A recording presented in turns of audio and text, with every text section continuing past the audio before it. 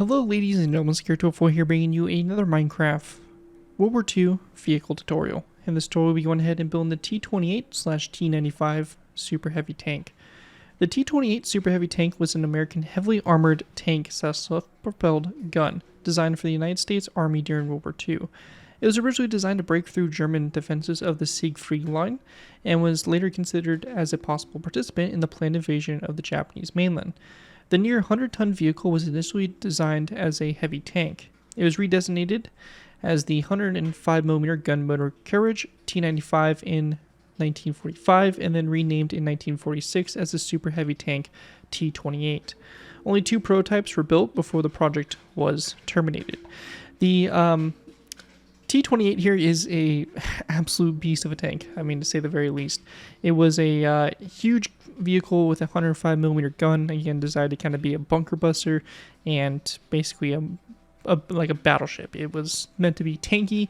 It was meant to basically be able to push through and break through enemy lines, especially really strong built defenses. Obviously, the tank wasn't needed, and by the time World War II ended, it was obsolete and really didn't have a purpose for the United States military, so that's why it was scrapped. Still a really cool vehicle and piece of history, and one of the oldest tutorials on the channel, so I'm very happy to go back and revisit this vehicle and finally redo it. So with that, let's go ahead and jump in here to taking a look at the T95/T28. So the vehicle itself didn't change at all between the T95 and T28 designation. They both were pretty much exactly the same vehicle, just a name change.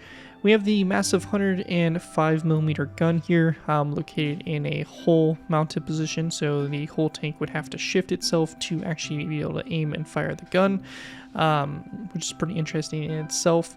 We also have the little shell cranes here, or the cranes that were used to basically help actually bring the ammunition into the tank because they were just so heavy. So we have those little cranes there. We then have the hull itself, which really isn't anything too crazy. It's just basically a kind of rounded, really smooth block. Looking at this tank, when you see the angles and stuff, this thing would have been an absolute pain to penetrate just due to the fact of all the angles and all that. It would have really been difficult for any German guns to really pen this thing, especially from any kind of forward or front firing positions. We have the back here, again, really nothing too fancy. It's not a super detailed build by any means, but it is a really basic kind of tank, and especially since it was just a prototype, they didn't really have a lot of crazy stuff added to it, but it's pretty cool. We have the 50 caliber machine gun also mounted on top there as a secondary armament, but really cool build. Should make an awesome addition to any of your World War II worlds, especially if you're doing some like alternate history, late 1945 scenarios where you want to have some of these T95s pushing through or something. You're definitely going to have a fun time with this build. With that though, let's go ahead and move into the tutorial by beginning with our first layer. Alright guys, so going ahead and moving into the tutorial, we're going to be going ahead and starting with our first layer, which will be layer 1. Now for layer 1 here, to go ahead and get started, we're going to be going ahead and placing down 2 nether brick upside down stairs, just like this, sorry, 3 nether brick upside down stairs like this across in a row. We're going to go ahead and place down a row of 3 of black concrete. We're going to go ahead and place down a dark oak trapdoor in the center, another brick block in the ground to both sides, and then a dark prismarine top slab to the sides. And then we're going to go ahead and then place down another row of 3 of black concrete across.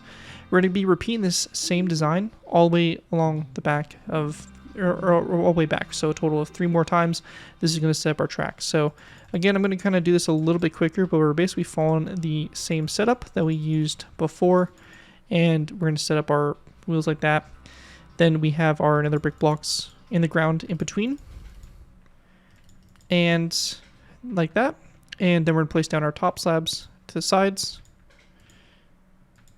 Like that. And then we have dark oak trapdoors here in the center. So looking at it from above, this is what it should look like. And on the back here, we're just going to place down a row of 3 of nether brick upside down stairs. So again, this is what you guys want. This is what it should look like once you have that set up and complete. Now we're going to go then take our dark prismarine top slabs. We're going to place down a row of 3 coming off those stairs there. And up here in the front, we're going to go ahead and place down a row of 3 that's going to come off this second black concrete row. We can then fill in the space in between those top slabs with our dark prismarine like that, just to go and create the base there of the interior. And then we're going to place down our 2 nether brick upside down stairs, and we're going to go and do the same design we did on the air side, just over here to this side. So again, I'm just going to kind of go ahead and breeze through it real quick, but it is the same exact design we used on the air side, just over this side. So like that. And then we're going to place down our trapdoors here down the center, and our nether brick blocks to the sides. And boom, just like that, we have that all finished. Now to go ahead and give the wheels, the road wheels, a little bit more detail, I went ahead and used this banner design. It's a green banner, has a black horizontal line through the center and a black border. Really straightforward stuff.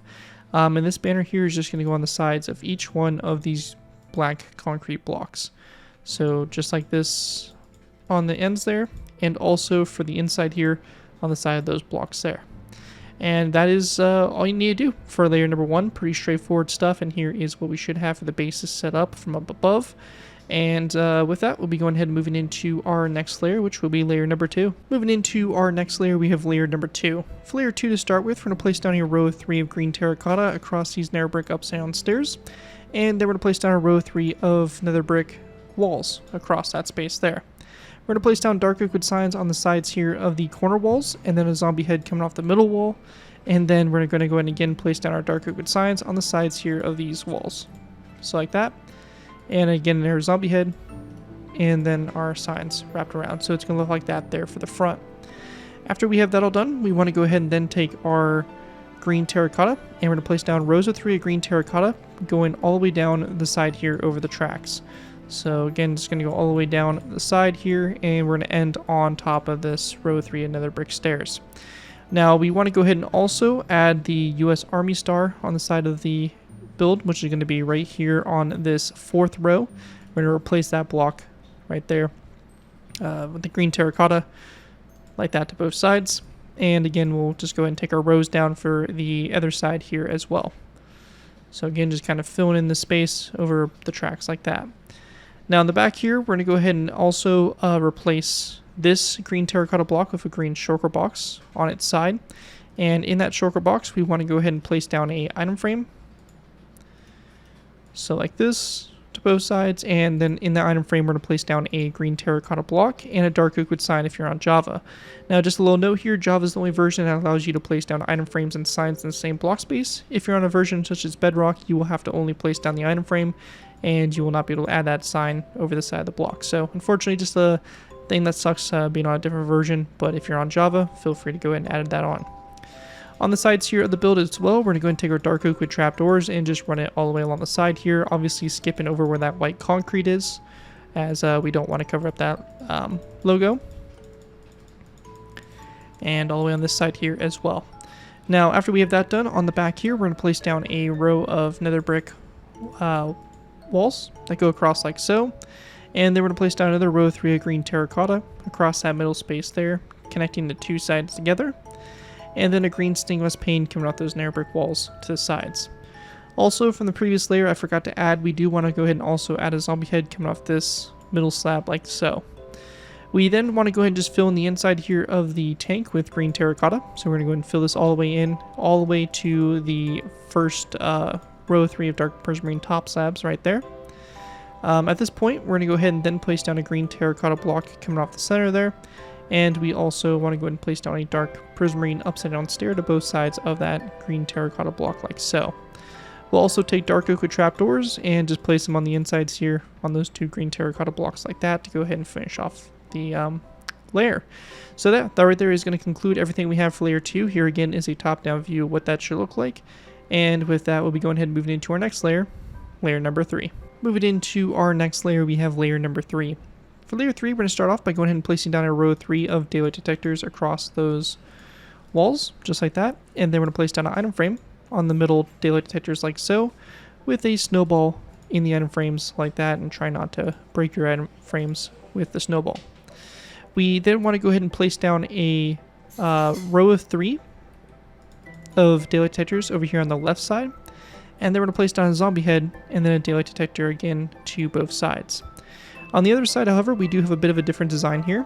For this, we're going to go ahead and need to place down a anvil here in the middle, and then a dark oak wood fence gate opened up toward the anvil, and then we're going to place down a daylight detector right behind the anvil. And also, we're going to place down a little chain here coming off the fence gate like so to represent the chain that would be used to winch up, the shells and stuff like that. After that's done right there, continuing on, we're going to place down another row of 3 of daylight detectors. Then for this section here, we're going to place down a row of 3 of green terracotta, a green terracotta block in the center, and then a mossy cobblestone wall to both sides of that green terracotta block. We're going to go ahead and also place down a dark prismarine top slab underneath this block, which should have been done in the previous layer. Going forward from this, we're going to place down 1, 2, 3, 4, 5, 6, 7, 8 of these mossy cobblestone walls. And on the tip of the gun here, for the muzzle brake, we're going to place down 2 polished blackstone stairs like this. Dark oak wood signs on the sides here of these stairs. On the front here, we're going to place down an item frame. And in that item frame, we want to go ahead and place down a black concrete block, and again, a sign over the front of the stair if you're on Java.